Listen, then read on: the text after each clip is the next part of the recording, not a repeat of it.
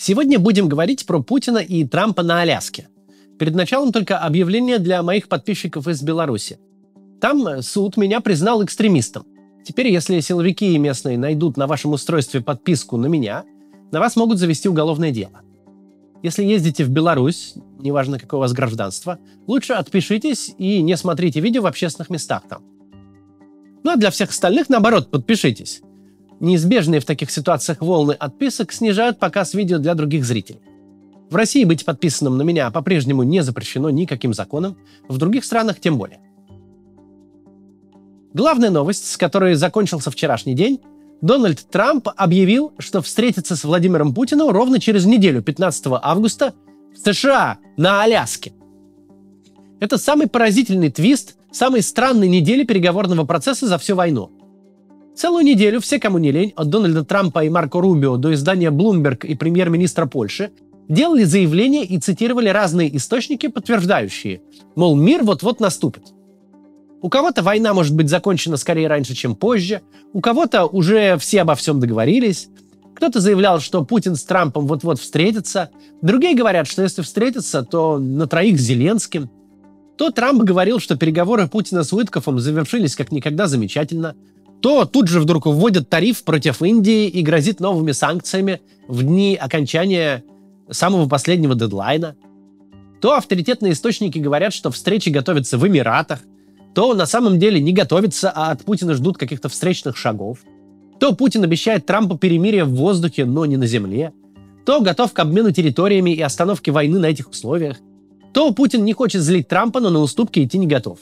Короче говоря, во всех официальных источниках вдруг на ровном месте возникла целая лавина оптимизма. Причем каждая причина для радости описывала абсолютно по-своему.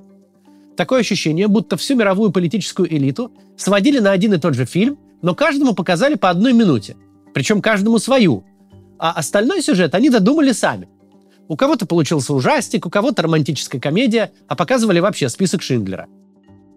Теперь перед нами такая же, как и все остальное, неожиданная кульминация, которая это остальное во многом перечеркивает. Путин с Трампом встретятся на американской территории, причем встретятся уже вот-вот, в ближайшую пятницу. Попробуем разобраться в происходящем. Не будем делать вид, что мы понимаем, что происходит, просто порассуждаем. Сперва на полях заметим. Только что при координации Трампа Армения и Азербайджан подписали мир и восстанавливают дипломатические отношения. По масштабу это дело, конечно, вообще нельзя сравнивать с российско-украинской войной. Их мир нам ни на что не намекает. Но это была вялотекущая война, которая длилась весь срок независимости двух государств, и Трамп выступил посредником в ее формальном завершении. В свободную минуту поговорим об этом. Там есть что обсудить, но пока коротко. Трамп молодец, тут вопросов нет. Вернемся к нашим делам. Начнем с первой хорошей новости, которая очевидно из происходящего следует.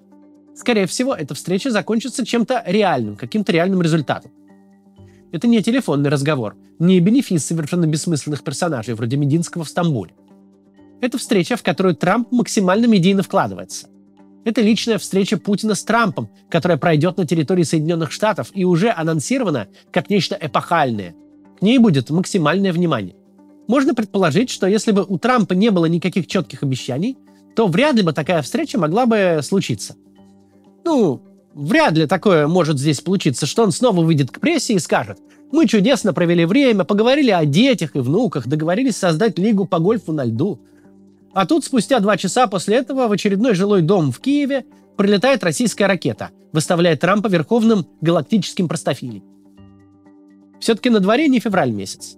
Тот факт, что Путин не просто водит Трампа за нос, а натурально над ним глумится, это абсолютный консенсус среди сторонников Трампа, противников Трампа, среди республиканцев, демократов и среди самого Трампа. Консенсус этот очень больно бьет по его реноме и самолюбию, и который приходится через зубы, но признавать. Снова выйти со встречи вообще ни с чем звучит как крайне маловероятный вариант. А прокинуть Трампа на таком мероприятии звучит как слишком безумно даже для Путина. Собственно, это одна из главных причин, почему таких встреч не происходило. Им положено чем-то дозаканчиваться. В результате что-то реальное, какие-то уступки, какое-то настоящее решение, видимо, будет. Вопрос в том, будет ли оно сугубо номинальным или сущностным. Давайте на этом месте рассмотрим варианты из того списка, который мы слышали на этой неделе.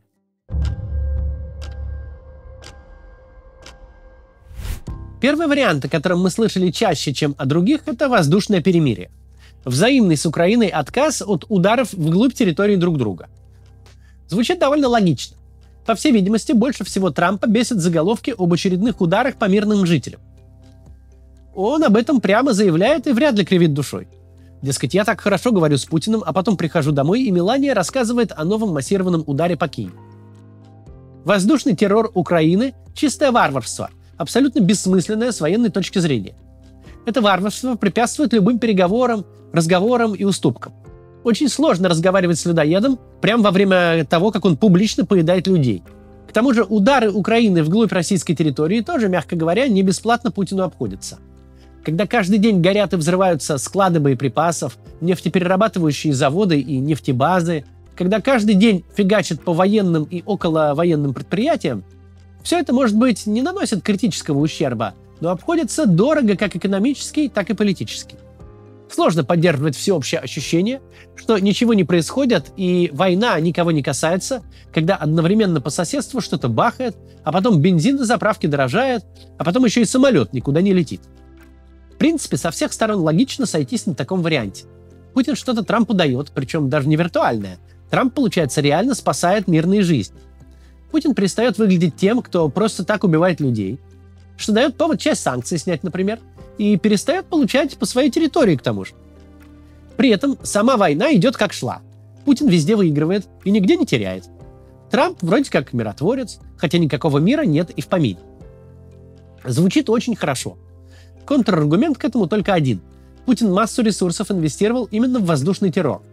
Модернизация и производство шахедов – это уже целая отдельная индустрия. Когда в Алабуге строится общежитие на 40 тысяч человек, когда производство инструментов террора уже вышло на сотни в день, а в перспективе, видимо, на тысячи, абсолютно непонятно, куда вы все эти сотни и тысячи хотите засунуть, если не собираетесь запускать. Резко выбить госзаказ из такой отрасли, которая кое-где стала натурально градообразующим предприятием, оставить ее без бабла – это социально-политическая проблема похуже любых взрывов в тылу. Здесь прервемся на коммерческую рекламу, потом еще несколько соображений. Если вы когда-нибудь пытались оформить зарубежную карту, то знаете, это настоящий квест. Либо нужно прям ехать и доказывать иностранному банку, что ты не верблюд, либо платить компании-посреднику, которая поможет получить карту, и часто немалую сумму нужно платить. Но что если вам карта нужна лишь раз в год для поездок, ну и для оплаты пары подписок на зарубежные сервисы? Более доступное и недорогое решение – виртуальная карта MaxSwap. Она выпускается прямо в Телеграме. Нужно завести там криптокошелек, пополнить криптовалютой, и с помощью карты вы сможете тратить ее как фиатные деньги, расплачиваться в зарубежных магазинах, оплачивать подписки. У карты довольно большие лимиты на пополнение и траты. При этом обязательной идентификации не требуется, можно оставаться анонимным пользователем. Все управление картой MaxSwap и транзакциями осуществляется через Telegram-бот, без всяких дополнительных приложений и сложных интерфейсов. Карту можно также добавить в Apple Pay. При этом получение карты стоит совсем недорого по сравнению с другими вариантами, и средства на нее зачисляются очень быстро. Наша редакция эту карту протестировала в Германии, все работает. Поддержка у MaxSwap живая и старается сразу вникнуть в вашу ситуацию. Очень дружелюбный сервис. А если вы напишете им промокод CATS, то 50% от стоимости карты еще и вернется к вам на баланс. Так что переходите по ссылке в описании или воспользуйтесь вот этим QR-кодом и получите новую карту, которая будет работать за границей. Спасибо, что смотрите рекламу. Продолжим про варианты, чем встреча на Аляске может закончиться. Второй вариант – это какая-то очень мутная история про обмен территориями. Из того, что пока можно понять, звучит все примерно так. Россия выходит из Херсонской и Запорожской области, а в ответ Украина выводит войска из Донецкой и Луганской. Грубо говоря, обсуждается, что Путин собирается закончить войну на том, что получит целую кучу руин и обезлюдевших городов и лишится сухопутного коридора в Крым. Затем каким-то невероятным образом попытается всем объяснить, как из России уплыло два субъекта федерации, которые уже включены в Конституцию. А в завершении собирается вернуть домой армию, которая 3,5 года, положив 250 000 человек, оказывается, воевала, чтобы захватить Славянск с Краматорском и кусок Серебрянского леса. То есть, как бы предполагается, что после 23 февраля 2022 года ничего толком не случилось. Сотни миллиардов долларов и сотни тысяч трупов назад Россия контролировала никем не признанные куски Донецкой и Луганской областей. А теперь контролирует эти никем не признанные области целиком. Звучит как полный бред. Да, в чудесной реальности автократий можно отдать что угодно за пределами МКАДа и объявить это победой. Но невозможно себе представить аргумент, который заставит Путина сейчас на такое пойти. Давайте скажем так. Если война остановится на таких условиях, это будет чудо. Но мы в него ни на секунду не верим, ведь звучит это как полная нелепица. Третий вариант – тот, вокруг которого все водят хороводы еще с начала февраля. Война просто приостанавливается. Прямо по траншеям проводится линия разграничения, и решение всех остальных вопросов откладывается до момента, когда Путин из Кремля вперед ногами уедет. Этот вариант в 100 тысяч раз вероятнее предыдущего, что отнюдь не делает его особенно вероятным. Летающая тарелка может быть в 100 тысяч раз вероятнее волшебной палочки, от этого не перестает быть фантастикой. Если предполагается все вот так вот закончить, то непонятно, к чему были все последние полгода. Все эти страшные мясные штурмы, десятки тысяч убитых, десятки миллиардов долларов, сожженных в никуда. Путин за эти полгода не захватил ничего значимого, никак не улучшил свое положение. От выполнения задачи, которая декларировалась, получить полный контроль над 4 украинскими регионами, он настолько же далек, как был в феврале. Мы с вами еще тогда об этом говорили в контексте затягивания переговоров.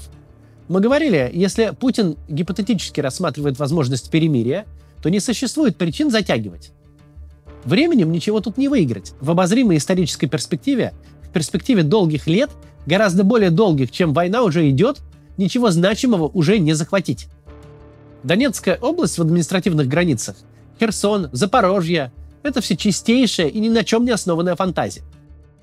Что такое изменилось между 10 января, когда Трамп вступил в должность, и 10 августа? Зимой Путин отвергал саму вероятность такого перемирия без устранения первопричин войны и вывода ВСУ из всех территорий, которые Россия объявила своими. А сейчас он будто бы готов ровно на то, чего добивается украинская сторона. Руины Часова Яра его так впечатлили, что ли? Этот вариант можно рассматривать только в одном случае. Если все сливы были правдой. Если Путин Трампу обещал, что в летнем наступлении проломит украинскую оборону, захватит все, что хотел, и даже называл ему конкретные сроки. На что Трамп отвечал, дескать, попробуй. А теперь Путин, мол, обнаружил, что лету конец, а армия его не смогла добиться ничего заметного на карте. И разочаровался, решил заканчивать. Если так, получается, оторванность Путина от действительности превышает все мыслимые нормы. А он живет в совершенно вымышленном мире, где площадь для навешивания лапши на его уши бесконечна. Компанию Макфа только ради этого и отжали. Не было и нет ни единой причины думать, что лето 25 года даст Путину что-то, чего не дало лето 23 или 24. И если Путин действительно рассчитывал на какое-то чудо, то степень его информационной изоляции уже близка к позднему Салазару. Мы пока в это не верим. Ну и четвертый вариант – очередной разводняк Трампа. Уж в чем нет никаких сомнений, так это в том, что Путин искренне убежден в своей способности развести кого угодно, а уж надутого самомнением американского коммерса подавно. Разводняк с телефонными беседами, где Путин рассыпался Трампу в комплиментах, со вздорными переговорами группами во главе с Мединским, такое совершенно точно больше не работает. Гипс снимают, клиент уезжает и грозит санкциями. А вот пообещать Трампу что-то заведомо нереальное, тем самым соблазнив его навстречу, а уже на месте заговорить зубы, ничего не дав, и перезапустить мерлезонский балет, где Трамп вновь не сыпет проклятиями, не давит на Индию, а всем рассказывает, что переговоры идут лучше некуда, хотя ничего на самом деле не происходит. Вот такое Путину может казаться вполне реалистичным планом. В пользу этой версии говорит очень многое. Во-первых, это очень по-путински. Он же искренне верит, что время его главный союзник. Всех можно держать в режиме ожидания, что угодно можно пересидеть и переждать. Полгода удавалось Трампу удерживать в таком режиме, даже с ним не встречаясь. Но эта схема больше не работает. Теперь нужно резко повысить ставки, перевести разговоры на новый уровень, лично к нему приехать, что даст ситуации новую длительную отсрочку. Между прочим, это будет первый визит Путина в США за 10 лет. А если не считать ту поездку в ООН в 2015-м, а чисто двухсторонние встречи, то вообще за 18 лет, с 2007-го, еще при Буше. То есть это важный жест, за которым легко скрыть, что ничего не случилось. Во-вторых, такая встреча объясняет внезапность всего происходящего. Буквально на днях Путин сидел на бревнышке под бочком у Лукашенко и рассуждал о бесконечной войне, где нет ни одной напрасной жертвы. Буквально на днях Трамп ядерные подлодки туда-сюда двигал. Отзывался о Путине и его войне так, как от Байдена в худшие дни мы не слышали. И тут вдруг хлобысь, за считанные 72 часа все загораются идеей переговоров так, будто у человечества напрочь отшибла память. Будто от самого словосочетания «переговоры с Путиным» за версту не веет разводником, как от чувака на арендованном Феррари с курсами по крипте. Видимо, прямо в эти дни со стороны Путина было сделано невероятное предложение, от которого нельзя отказаться. И план тут может быть в том, чтобы на такой встрече толкать Трампу любую нелепицу из серии «Не стреляем орешником по ветряным электростанциям каждую вторую среду месяца». А тот вынужден будет всех убедить, что это великая победа его дипломатии. Лишь бы не признавать, что его снова столь масштабно и унизительно обманули. Пообещать что угодно, чтобы добиться встречи, а уж когда Трамп ее громко и пафосно организует, сделать из него заложника собственного самолюбия, когда он вынужден будет объявить победой любую хрень, это звучит как весьма рискованный, но план. Самый пока из всех вероятный. Ну и оставим шанс пятому варианту. Минфин тут отчитался об исполнении федерального бюджета за 7 месяцев, и там прям все очень плохо. Так плохо, как никогда в путинские времена не бывало.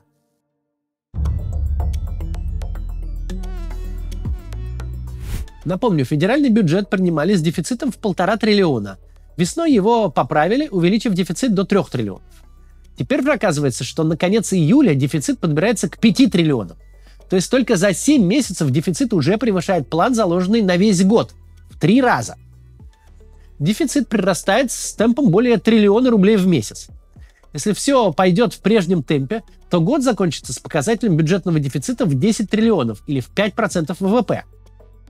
Российское государство берет в долг у банков, выпуская облигации федерального займа как не в себя. Посмотрите просто на этот график по выпуску ОФЗ. Это не органический рост. Это лихорадочное латание дыр с помощью денег, взятых в долг у банков. Нефтегазовые доходы оказались существенно ниже прогнозов. Налоговые поступления от нефти и газа упали почти на 20%. Мы все задавались вопросом, когда у Путина закончатся деньги на войну? Вот этот момент и настал. Война ведется в долг. Причем в долг на очень плохих условиях, под очень высокий процент. Долг этот берут у российских банков. Не по накопленному долгу, конечно, но по скорости прироста долгов Россия обогнала уже всех на свете американцев. По состоянию на сегодня, откровенно говоря, вообще непонятно, как собирать бюджет 2026 года с условием продолжения войны, на которую придется потратить еще больше денег. При том, что прогноз роста российской экономики и близко не радостный, а взятые на этот год долги придется обслуживать в следующем. И это все происходит на фоне пока еще достаточно дорогой нефти. Можем ли мы представить вариант, что некий бесстрашный сотрудник Минфина добежал до Путина, надавил ему на мозоль 98 года и молвил: «Не вели казнить, государь, но мы обанкротимся нафиг, пора сворачиваться на любых условиях». Прям такой сюжет крайне маловероятен. Но угрожающая бюджетная ситуация — единственное, что на самом деле отличает нынешний момент от того, что было полгода назад. Полгода назад Путин, возможно, думал, что может воевать вечно, а оказалось, что с дырой в триллион в месяц вечно воевать нельзя. Мы не очень верим, что экономические соображения ему важны, но это хотя бы какой-то, аргумент, хоть как-то это смогло бы объяснить ситуацию. Завершая, скажем, о хорошей новости. Как бы там на самом деле ни было, хорошая новость уже в том, что, по крайней мере, в части российско-украинской войны хуже от этих разговоров и переговоров точно не станет. Крайне маловероятно, что станет лучше, но хуже некуда. Так что пусть встречаются. Посмотрим. До завтра.